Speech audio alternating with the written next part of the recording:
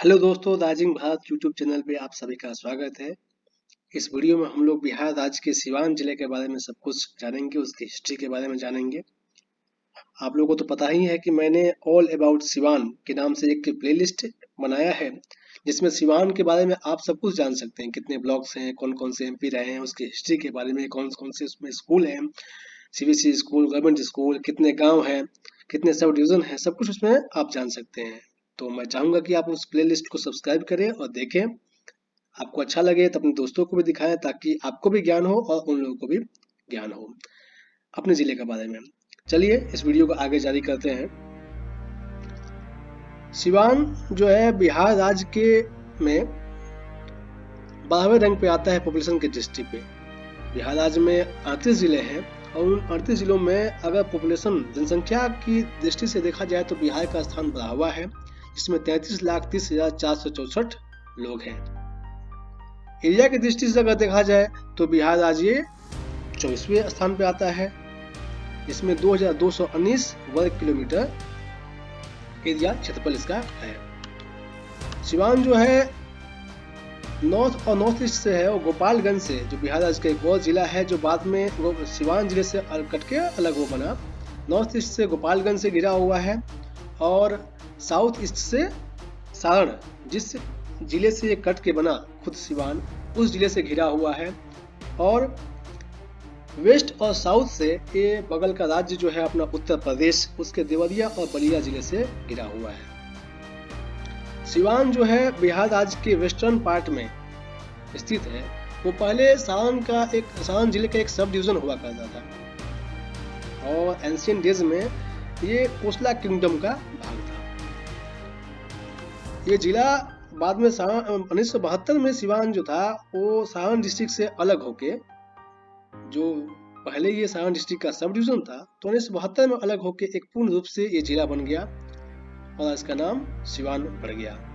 तो आइए जानते हैं जो नाम पड़ा सिवान, उसकी इस हिस्ट्री क्या है, उसका इतिहास क्या है कि कैसे ये नाम पड़ा, जिसके बारे में अलग अलग इतिहासकारों ने अपना अलग अलग मंतव्य दिया है। कुछ लोगों ने बड़ा बताया है कि यहाँ पे बाबर से आने के पहले यहाँ पे एक बंद राजा थे, उनके जो पूर्वज थे वहाँ राज करते थे और जो बंद राजा थे उनका नाम था शिवामान। लोग कहते हैं कि उन्हीं के नाम पे सिवान का नाम पड़ गया। महाराजगंज जो एक और सिवान का सब डिवीजन है, तो उसके बारे में ऐसा कहा जाता है कि महाराजगंज में महाराज बैठा करते थे। जो शिवामान अभी आप लोगों को जो नाम बताया, वो महाराज जी जाकर वहाँ बैठा करते थे, तो उनका सीट वहाँ पे था, इसलिए इसका नाम पड़ गया शिवामान। इसलिए इसका नाम पड़ गया महाराजगंज। और ये सिवान जिले का ही एक गांव है भरवेनिया गांव है, जहाँ पे भगवान विष्णु की खुदाई में भगवान विष्णु की एक मूर्ति मिली है। तो ऐसा भी लोग मानते हैं कि यहाँ पे सिवान में के जो लोग थे वो भगवान विष्णु को मानने वाले थे और उनकी पूजा अर्चना करते थे, उनमें उनकी आस्था थी। दून दरौली ब्लॉक का जो विलेज है, एक दरौली ब्लॉक का, सिवान का एक ब्लॉक है दरौली, उसका एक गांव है दून। तो महाभारत के जो द्रोणाचार्य थे, ऐसा माना जाता है कि वो द्रोणाचार्य जो थे वो इसी गांव से बिलोंग करते थे, इसी गांव से संबंध अपना रखते थे। कुछ लोग ऐसे भी मानते हैं कि लॉर्ड बुद्धा वहाँ पे महापरिनिर्वाण हुआ था। क्यों?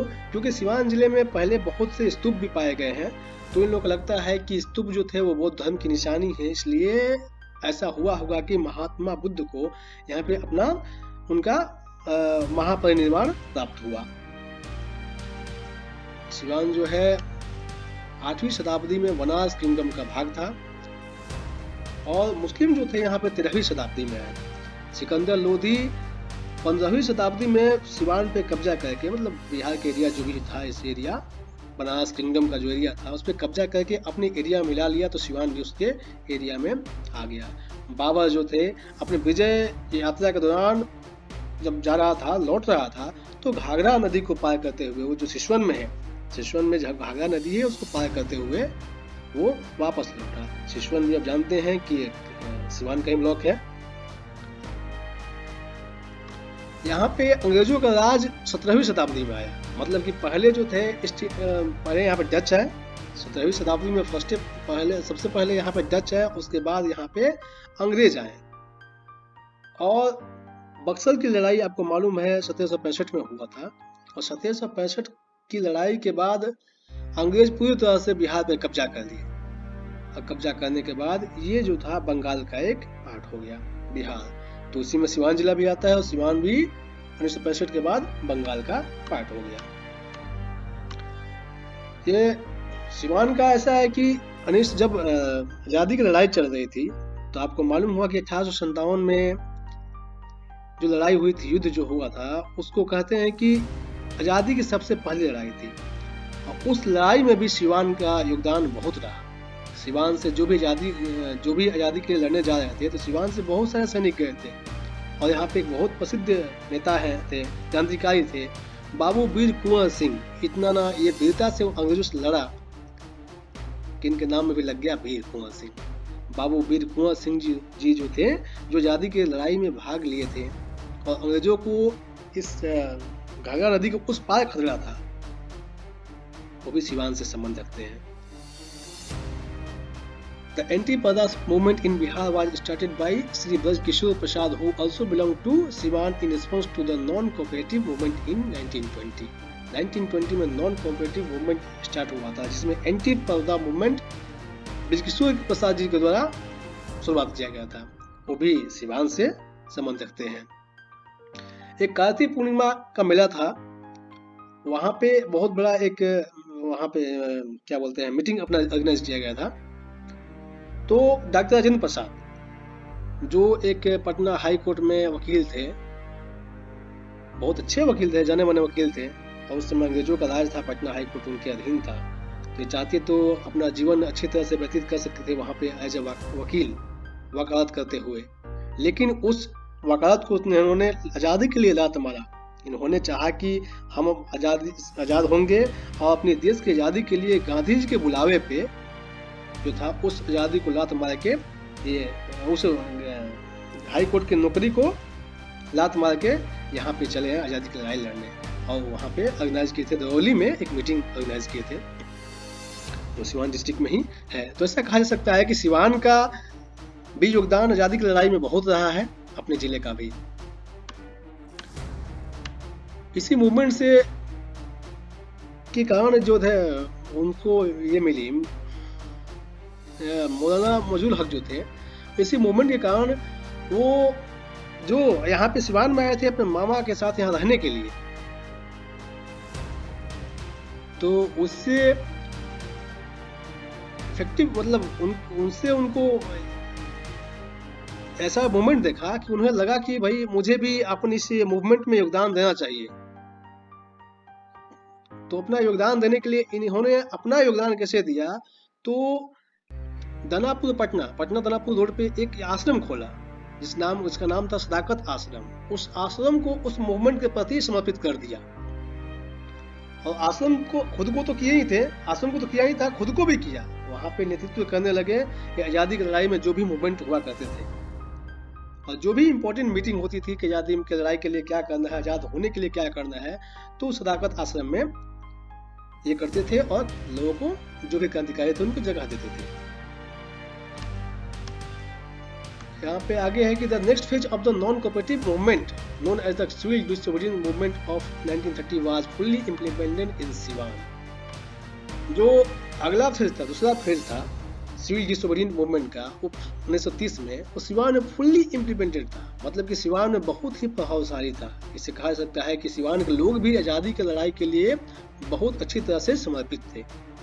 ऐसा होता है नहीं कि चलो एक छोटा सा जिला है, भारत के कोने में पड़ा हुआ है, उसका क्या योगदान है, ऐसा कुछ बिल्कुल नहीं था। यहाँ के लोग काफ़ी एक्टिवली उसमें पार्टिसिपेट किए हुए थे। पंडित जवाहरलाल नेहरू जो अपने सत्याग्रह मूवमेंट के दौरान जा रहे थे, तो बिहार भ्रमण पे थे, तो बिहार भ्रमण में उन्होंने आके महाराजगंज में अपना मीटिंग किया, जो महाराजगंज आज सिवान जिले का एक सब डिवीजन है।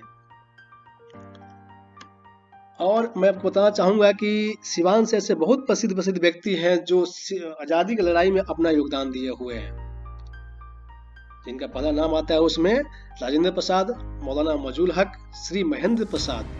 जो महेंद्र प्रसाद जी थे वो राजेंद्र प्रसाद जी के बड़े भाई थे, श्री ब्रजकिशोर प्रसाद एंड श्री फुलेना प्रसाद। ये सभी जो थे आज़ादी की लड़ाई में इन लोगों का बहुत बड़ा योगदान रहा है। और इनकी कितना योगदान रहा है मतलब हमारे कहने से आप नहीं जान सकते हो, आपको खुद पता है। अगले है कि उमाकांत सिंह जो रमन जी के नाम से प्रसिद्ध थे, वो नरेंद्र नगर के सिवान के थे और क्विट इंडिया मूवमेंट के समय वो शहीद हो गए।